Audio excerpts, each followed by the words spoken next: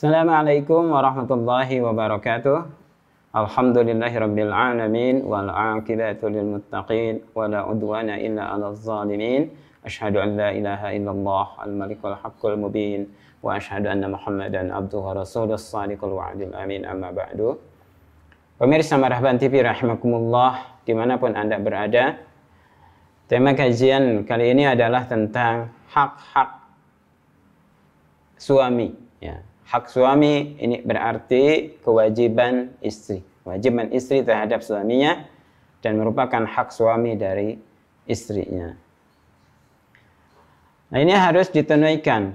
Seorang istri harus menunaikan haknya, menunaikan kewajibannya terhadap suaminya. Apa saja hak-hak suami dan kewajiban istri ini? Pertama, an tuti'ahu fi ghairi ma'siyatillah. Mentaati suami, ya, mentaati suami tapi pada bukan yang maksiat kepada Allah Subhanahu wa taala. Ya. Seorang istri wajib mentaati suaminya. Fayajibu 'alal mar'a as-sam'u wa ta'ah li zawjiha. Wajib bagi seorang suami, bagi seorang istri mendengar dan taat kepada suaminya. Fi kulli ma ya'muruha bihi mimma la yukhalifu syar'a. Pada semua apa yang suami perintahkan kepadanya yang tidak menyelisihi syariat. Dan haram mentaati suami pada maksiat kepada Allah Subhanahu wa taala. Karena itu adalah ketaatan kepada makhluk. Misalnya, suaminya memerintahkan agar melepas hijab, atau suaminya melarang sholat, ya, atau suaminya menyuruh ke dukun. Nah, ini termasuk hal yang mungkar. Tidak boleh seorang istri mentaati suami pada hal-hal yang menyelisihi syariat. Ya. Dan wajib bagi seorang istri mentaati, mendengar, memperhatikan suaminya pada hal-hal yang sesuai dengan syariat. Misalnya suaminya memerintahkan, ya, untuk berbuat baik, ya, sholat atau ngaji, membaca Al-Quran, ya, atau menyambung silaturahim. Nah, ini wajib ditaati, ya. Wajib seorang istri ketika diperintahkan untuk menutup aurat dengan sempurna, dengan baik, maka dia harus mentaatinya. Tidak boleh membangkang, tidak boleh mentaat, tidak boleh mengkritiknya, tidak boleh membantahnya, ya. Nah, kadang-kadang ini sifat ketaatan ini dilanggar oleh istri, ya, sehingga mereka membangkang suaminya, padahal hal-hal yang hal yang mubah dilakukan. Misalnya seorang istri, ya, membantah suaminya karena beda atau debat masalah ukuran rumah, mau bikin rumah sehingga terjadi perdebatan, atau menolak keinginan suaminya, ya, pada masalah cat misalnya, atau masalah lahan sebagainya. Ini termasuk hal yang tidak boleh. Jadi serahkan kepada suami bagaimana bentuk-bentuk rumah dan sebagainya. Ya, tentu suami harus mengajak rundingan, mengajak musyawarah. Nanti kita akan bahas. Ya.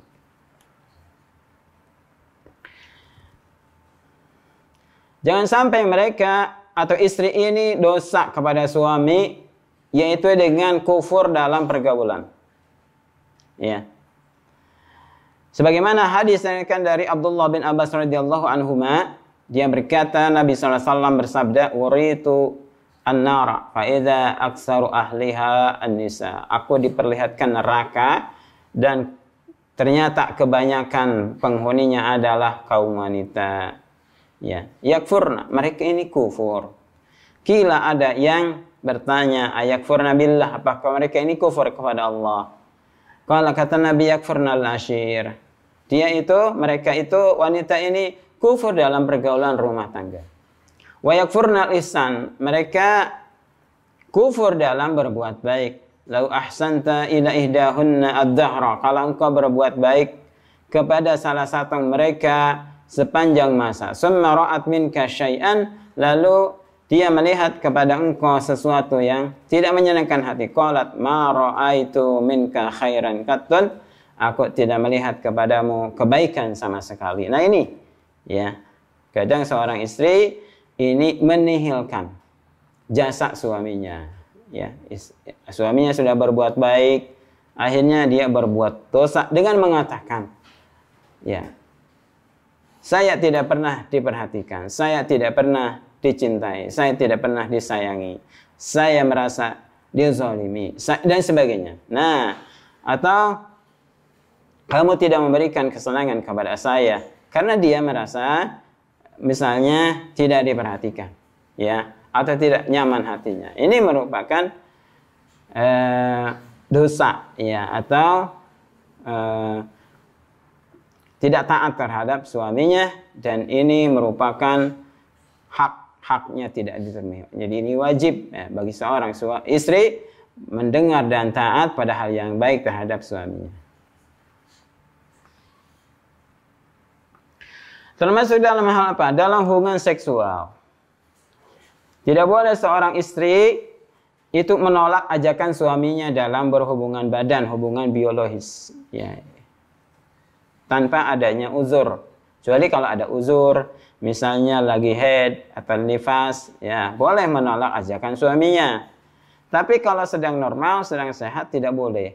Ini termasuk tidak mentaati terhadap suaminya. Sebagaimana hadis dari Abu Hurairah radhiyallahu anhu, dia berkata, Rasulullah SAW bersabda, "Wallazi nafsi biyadihi," dan demi yang nyawaku berada di tangannya, "ma min rajulin," tidaklah seorang laki-laki yad'u imratahu, yang ngajak istrinya ila firashiha, ke tempat tidurnya, fata'ba 'alaiha, lalu istrinya tidak memenuhinya, membangkangnya, illa kana allazi fis sama'i, kecuali yang ada di langit, sakhitan 'alaiha, marah kepada wanita itu, hatta yarda anha, sampai laki-lakinya atau suaminya ridho kepada wanita itu.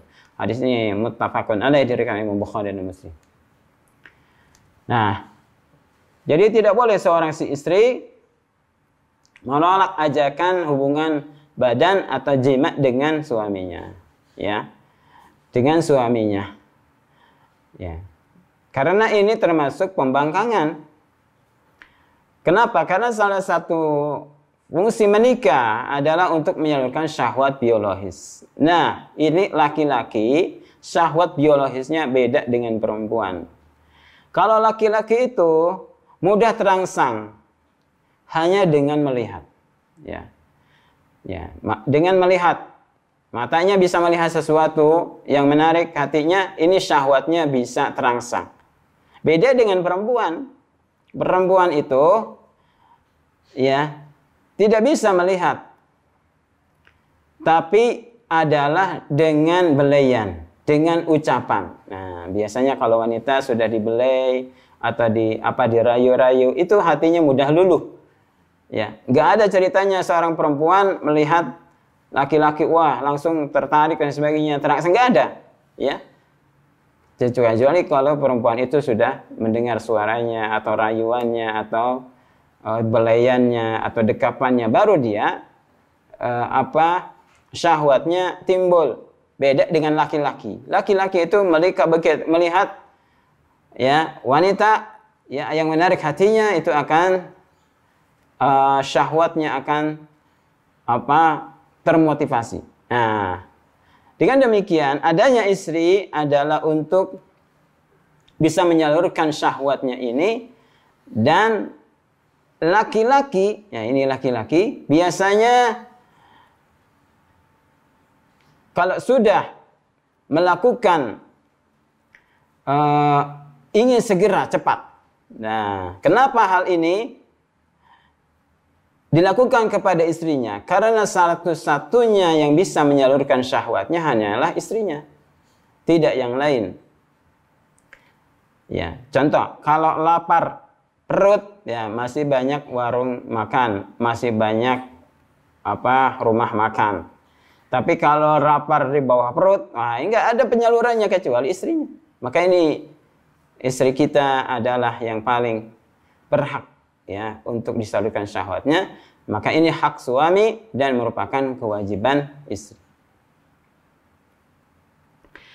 Kemudian yang berikutnya, yang kedua, hak suami dan kewajiban istri adalah antasuna 'aradahu wa tahfaza malahu wa baladahu. Menjaga kehormatannya dan menjaga ya harta dan anaknya. Nah, ini di antara hak suami dan merupakan kewajiban istri, ini harus dijaga kehormatannya. Jangan disebarkan. Apakah masa lalunya atau keburukannya ya atau tabiat-tabiat yang tidak disetujuinya ini ya sangat banyak ya, atau ada aja seorang istri yang mengumbar aib keluarganya ya, mengumbar keburukan suaminya kepada orang lain, atau dia curhat masalah kepada orang lain bahkan di media sosial. Padahal orang lain tersebut tidak bisa menyelesaikan masalah kecuali kalau bisa menyelesaikan masalah. Ya, dia semata-mata sebarkan aib keluarganya, aib istri, aib suaminya ya kepada orang lain di media sosial, misalnya di Facebook, di Twitter dan sebagainya. Ya, ini termasuk tidak memenuhi hak-hak daripada suaminya. Kemudian juga seorang istri harus menjaga kemuliaan suaminya. Ya, jangan dasar bapak nama gini. Nah, kepada tetangganya ini tidak boleh. Ya, juga menjaga hartanya dan menjaga anaknya. Tidak boleh seorang istri menginfakkan harta suaminya tanpa seizinnya.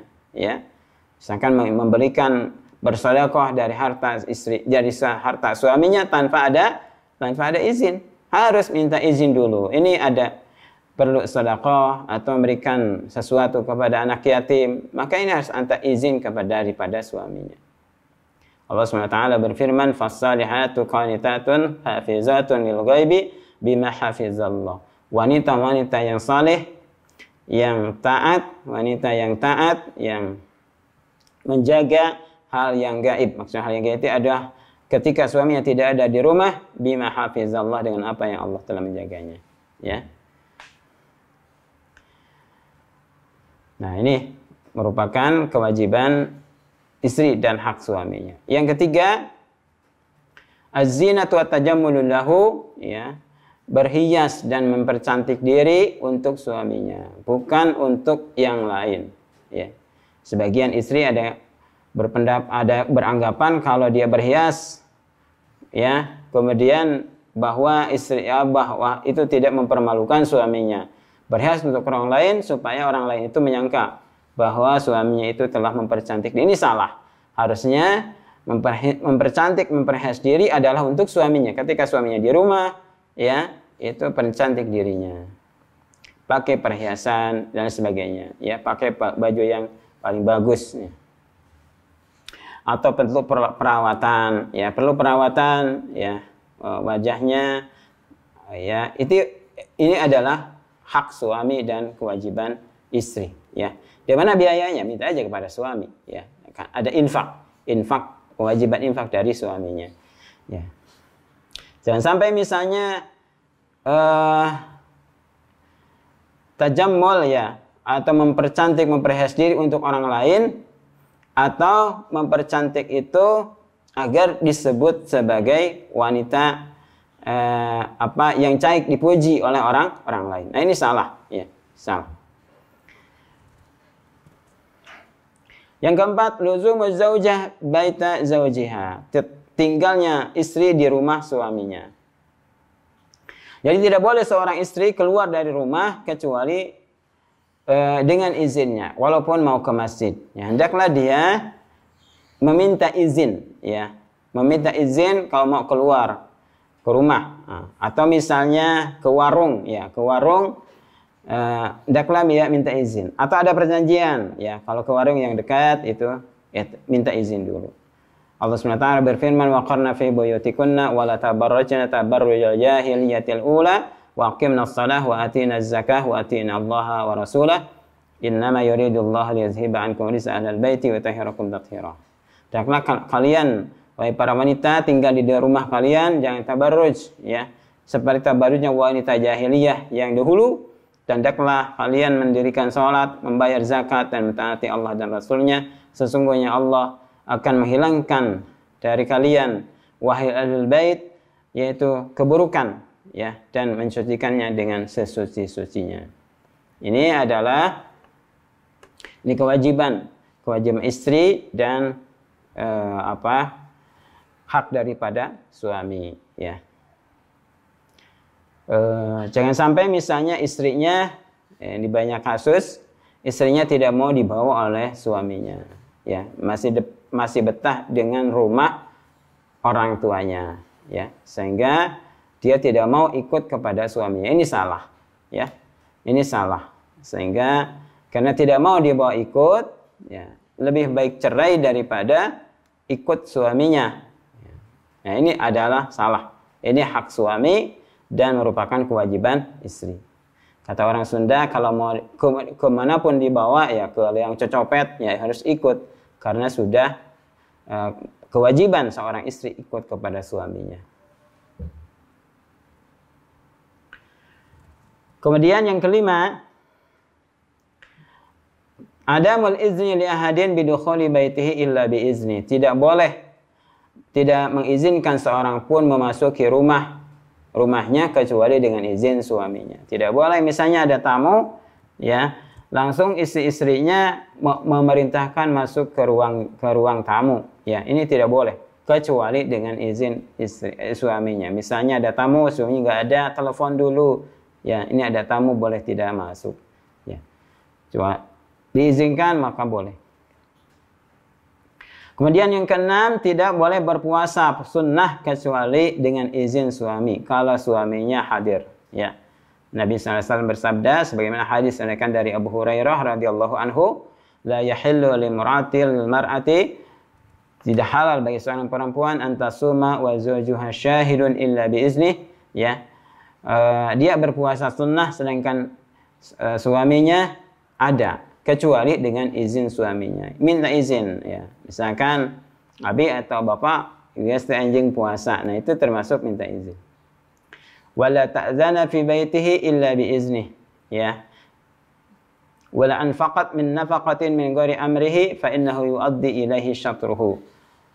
Tidak boleh mengizinkan seseorang dalam rumahnya kecuali dengan izin suaminya, dan tidak boleh seorang istri menginfakkan dari hartanya kecuali atas perintah suaminya. Nah, itu termasuk hal harus diperhatikan, ya. Termasuk berinfak walaupun, ya, ada undangan, ya, atau ada mau sedekah, tetap istri harus minta izin dulu kepada suaminya. Yang ketujuh, ar-ridha bil yasir minan nafaqah hasbal 'urf wal hal. Ridha dengan sesuatu yang kurang atau sedikit dari nafkah, ya, sesuai dengan uruf. Nah, nafkah ini sesuai dengan uruf, ya. Kalau urufnya dahulu misalnya, kalau dahulu belum ada kendaraan bermotor, ya. Kalau sekarang sudah ada kendaraan bermotor, ya. Uruf dulu dengan sekarang itu beda, ya. Sesuai dengan uruf, sesuai dengan perkembangan zaman, dengan adat, ya, dan kondisi. Nah, di sini seorang suami dia berhak, ya, adanya keridhaan daripada istrinya, ya, daripada istrinya. Jangan sampai istrinya itu tidak menerima nafkah yang sedikit sehingga menuntut suaminya nafkah yang besar, ya, yang tidak bisa dijangkau oleh suaminya. Nah, Allah Subhanahu wa taala berfirman sebagaimana dari surah Talaq ayat 7, liyunfiq dzu sa'atin min sa'atihi, hendaklah orang yang memiliki keluasan berinfak dari keluasannya. Wa man qudira 'alaihi rizquhu, siapa yang disempitkan rezekinya, falyunfiq mimma atahullah, hendaklah dia berinfak dari apa yang Allah berikan kepadanya. La yukallifullahu nafsan illa ma ataha. Allah tidak memberi seseorang kecuali apa yang dia berikan, ya. Maka ini kewajiban istri terhadap suami adalah ketika diberikan nafkah yang sedikit, hendaklah dia ridho. Jangan sampai dia minta kemampuan atau penghasilan suaminya di luar batasnya. Ya. Kemudian yang selanjutnya adalah ijabatu zauja iza da'aha ilal firas, ya, memenuhi panggilan atau ajakan suami, ya, jika mengajaknya pada tempat tidur, ya, maksudnya untuk berjima, ya. Ini sebagaimana hadis yang telah lalu bahwa malaikat itu melaknat wanita yang menolak ajakan suaminya.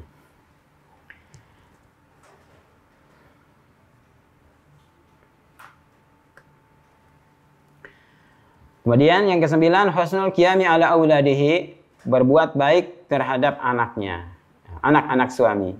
Nah, ini termasuk hak suami, ya. Dan kewajiban istri adalah berbuat baik dalam mendidik anak-anak suami itu, baik dari dirinya maupun anak suaminya, maksudnya anak tiri, ya, anak samburan, ya.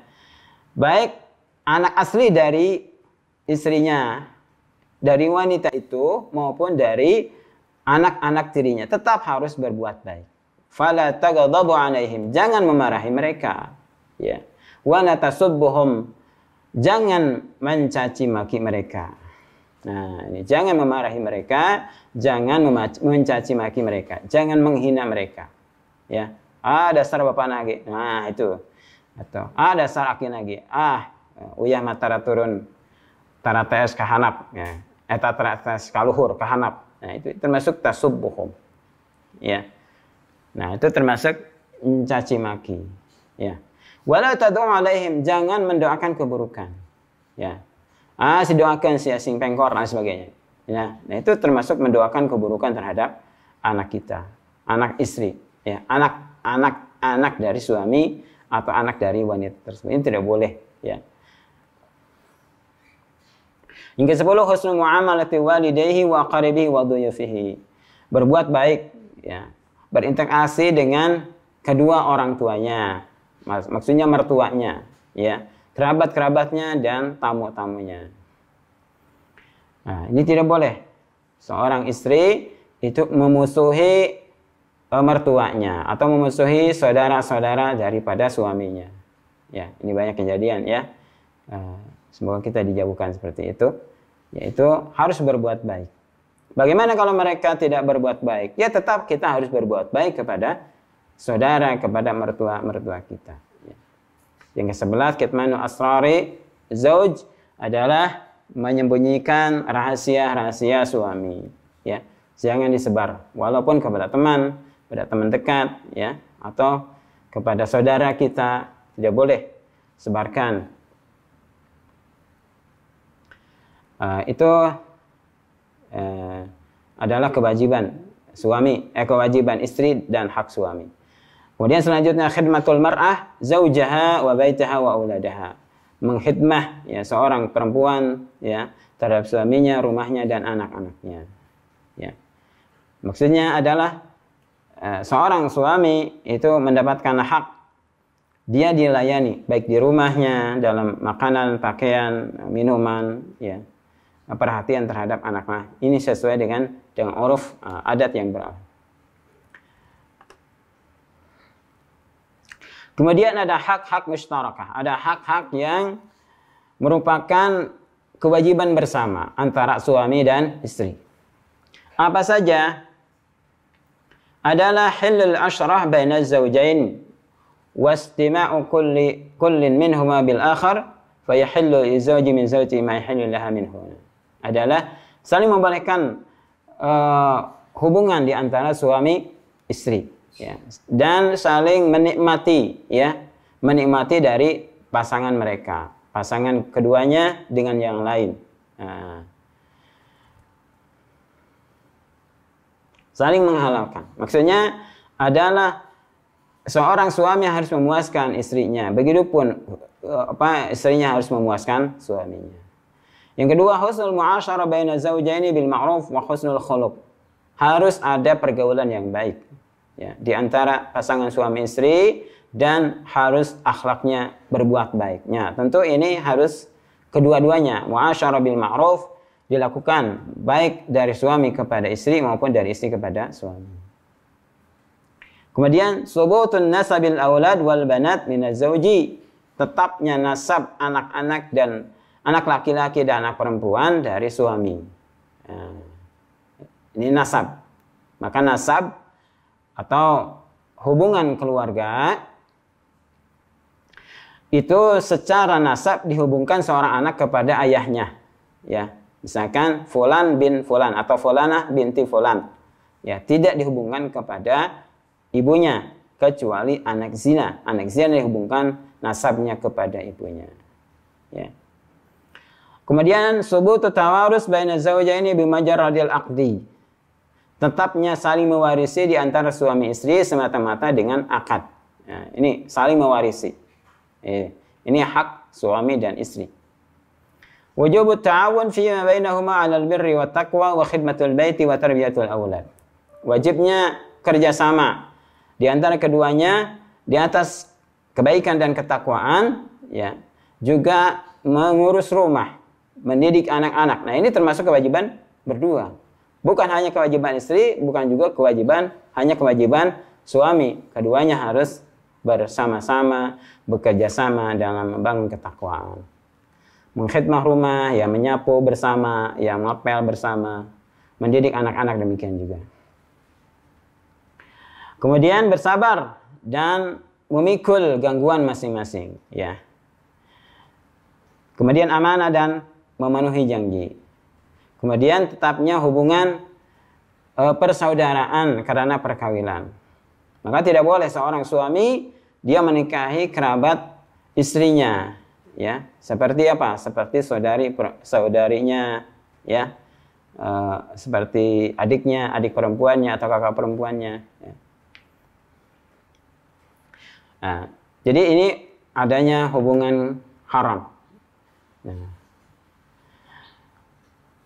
Nah, itu diantara hak-hak suami dan istri yang bisa saya sampaikan. Mudah-mudahan ada manfaatnya. Wassallallahu ala Muhammadin wa ala alihi wa sahbihi wa sallam tasliman katsira. Assalamualaikum warahmatullahi wabarakatuh.